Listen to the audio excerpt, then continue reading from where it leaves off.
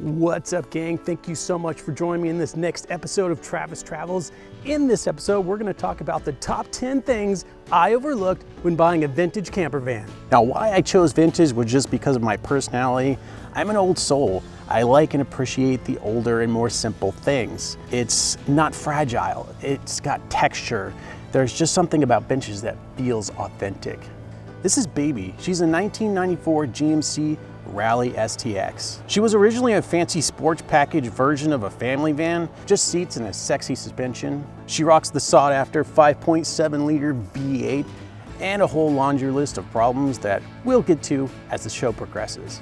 Now, when I bought this van, my eyes were glazed with van life and hot chicks in bikinis. Me, being the obviously very smart man that I am, was a sucker for that. And I'm not saying it can't be, but there's a good chance it's horseshit. Now, I thought I got a great deal when I bought this van, and even though I took it on like a 5-minute-ish, test drive, I seriously overlooked every possible red flag.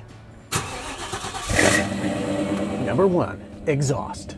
So when I took her for a test drive, I definitely noticed the smell, and it was a little thick, it was a little musky, but I overlooked it. I was only in the van for 5 minutes, so it didn't really affect me.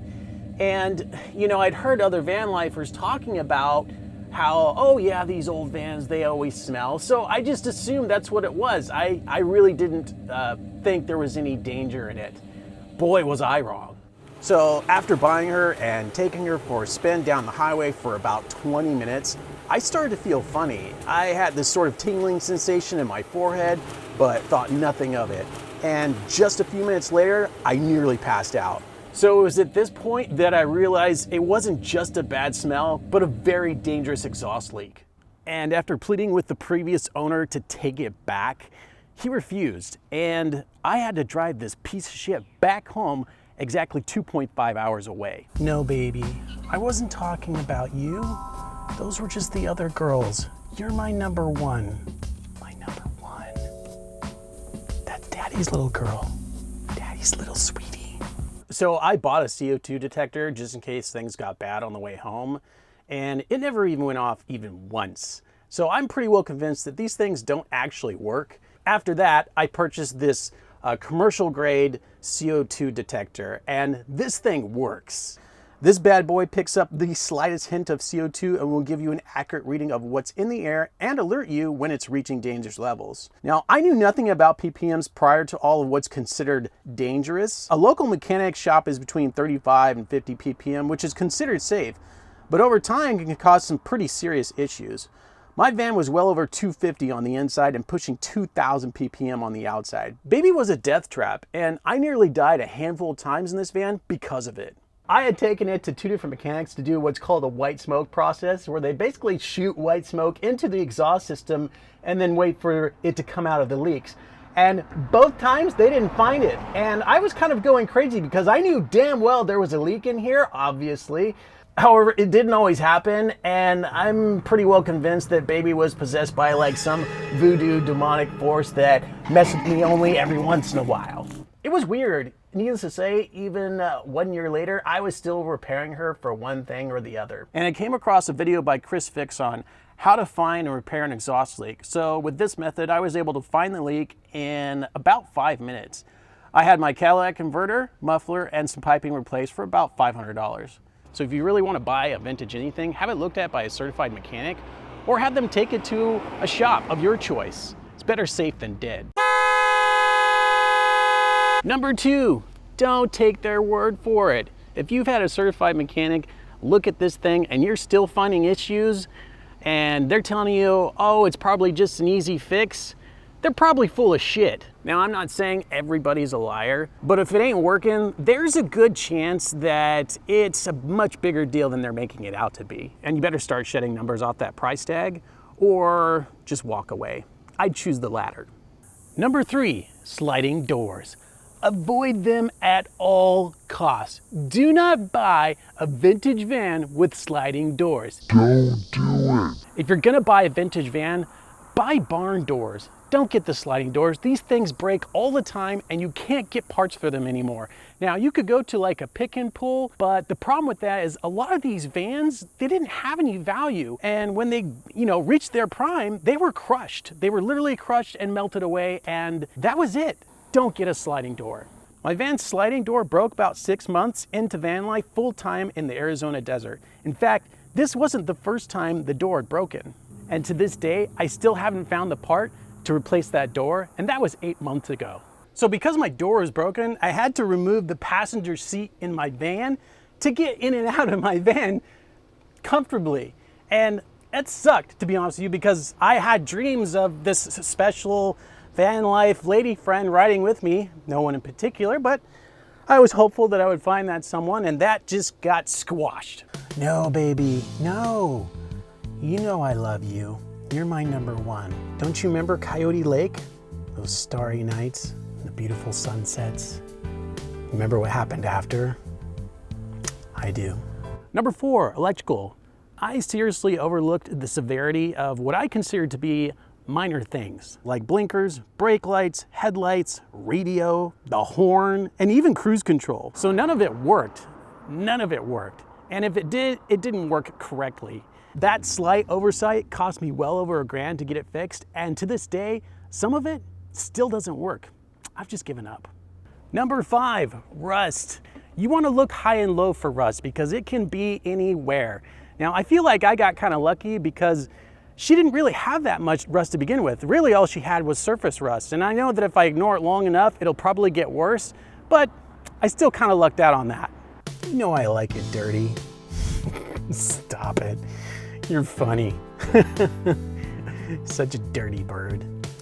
Boop. Number 6, AC. Now, I know that doesn't sound like that big of a deal, but living in the desert without air conditioning is suicide. And I very specifically remember asking him prior to even coming out there if it worked, and he said it did. He was full of shit. So $1,500 later, I had the air conditioning replaced, which was the very first fix for baby. It certainly wasn't the last. Now you will find when shopping for these vans that about 60% of them will not have working air conditioning. And if you plan on living in this thing full time, I'd recommend making damn sure it does work. And that's what leads us to number 7, which, believe it or not, is rubber seals. It's like pretty much the most overlooked thing when you're buying vintage vehicles is these rubber seals along the doors. Now you can still find these rubber seals. Do some shopping around. Sometimes you can find good deals on eBay as well as Amazon. Number 8, paint. Now I know when you think of paint, you're like, oh, I could just get a cheap paint job over at Maaco for $1,000. And under relatively normal circumstances, yeah, you could. Except, me being the slightly uninformed man when it comes to those things, I had no idea just how bad this paint job was. Now, of course, I saw that it looked like shit, and of course, I didn't like it. These cracks and blemishes are beyond the point of a simple wax or repair. This needs to be stripped down to the metal and bondoed. No small task. This thing needs the full Monty. Every place I went to, including Maaco, wanted no less than $5,000 to paint this van, which was not gonna happen. The biggest issue I have with this van is not how ugly the paint makes her look, but it's how ugly everybody thinks this van looks, and that's a problem. People judge me because of the way it looks on the outside. This van is not a good representation of who I am. It's a great representation of the piece of shit human being that sold me this ugly beast. No, baby, I wasn't talking about you. Those were the other girls. Shh, sweetie. It's okay, it's okay. Daddy's little girl. I usually park in residential neighborhoods just because they feel a lot safer to me, and I don't like parking on highways, especially at night. Now, I never knew how often neighbors look outside their window to see if someone is out in front of their yard, but apparently they do that. It's called neighborhood watch or something. Typically when I pull up, this is what happens. Hey Earl, who's that parked out in front of Sherry's house? I don't know, but that van sure is ugly. I think I'm gonna call the cops. So that happens about 30% of the time. I think I've had the cops calling me a dozen times now, and I'll literally be doing nothing. I will just simply pull up and they will see my van and call the cops immediately. Now, my experience with law enforcement has actually been really good. They're pretty cool about it. They obviously don't want you sleeping on the streets. They'd much rather you sleep in a van. And 9 times out of 10, they're just gonna tell you to park somewhere else. So when I say paint matters, it really does, because it's a direct representation of who you are, most of the time. Number 9, quality of the build. Now, when I saw this van for the first time, I was not impressed. In fact, I wasn't really impressed when I saw the pictures either, but I overlooked some things. This van was supposed to be insulated, and of course I had no way of knowing what was behind those wooden planks he had screwed into the frame, but it appeared to be relatively solid build from a distance. Behind the planks were foam boards that didn't actually fit into the areas that they were meant to go into. He basically made square cuts and threw the pieces into the walls of the van and called it a day. It was a joke, and I was the sucker. I wasn't talking about you, sweetie. No, no, no, no. That was my ex. She's the dirty bitch, remember? Come on. We'll be fine. I love you. You're my number 1. I swear. I swear.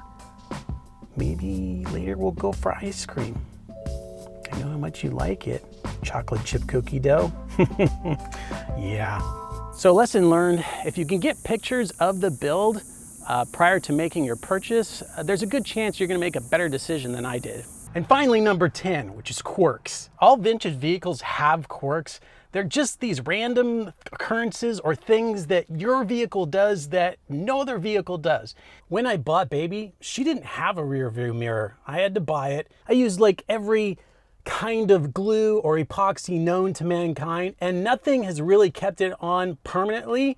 It's fallen off a dozen times at the most inopportune times, but so far Gorilla Super Glue has worked the best. So this seatbelt, no matter how many times I try to use it the right way, somehow manages to get itself all tied in a knot. And I don't know why. I have no idea why it does that. I've tried everything. I could literally spend like 10 minutes getting this thing undone. It's really, really annoying. And the very last quirk is phantom smells.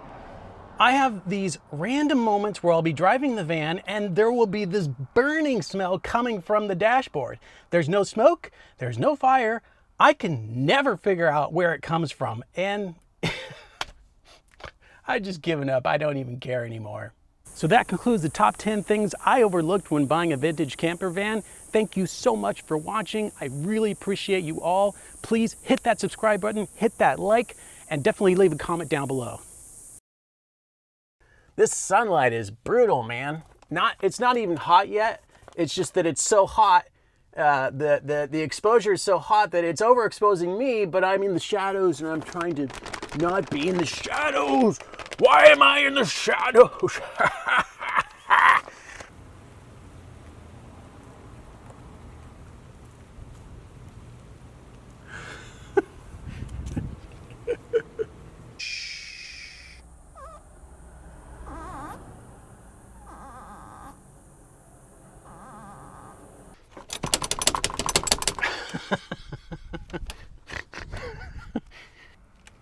Nobody's watching. Just do it. Do it.